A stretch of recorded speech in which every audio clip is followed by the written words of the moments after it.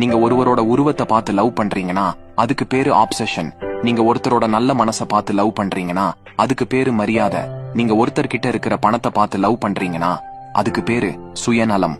நீங்க ஒருத்தங்க உங்களை லவ் பண்றாங்களேன்றதுக்காக அவங்கள திருப்பி லவ் பண்றீங்கன்னா அதுக்கு பேரு எம்பத்தி.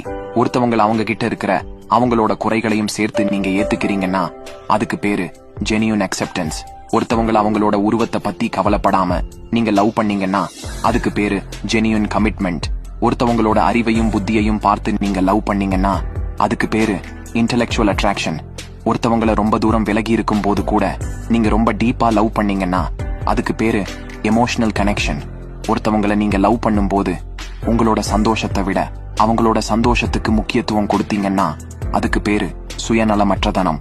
ஒருத்தர் உங்களை சிரிக்க வைக்கிற விதத்தை வச்சு அவரை நீங்க லவ் பண்ணீங்கன்னா அதுக்கு பேரு ஹியூமர் பேஸ்ட் அஃபெக்ஷன். உங்கள மாதிரியே அனுபவமும் மெமரிஸும் வச்சிருக்கிற இன்னொரு ஆளு நீங்க லவ் பண்ணீங்கன்னா அதுக்கு பேரு நாஸ்டால்ஜிக் ட்ரிவன் லவ். ஒருவேளை உங்களுக்கு தெரிஞ்ச ஒரு ஆள் மேல உங்களுக்கு லவ் இருக்கா இல்லையான்னு கன்ஃபியூஷனா இருந்துச்சுன்னா அதுக்கு பேரு கண்டிப்பா சொல்றேன் அது லவ் தான்.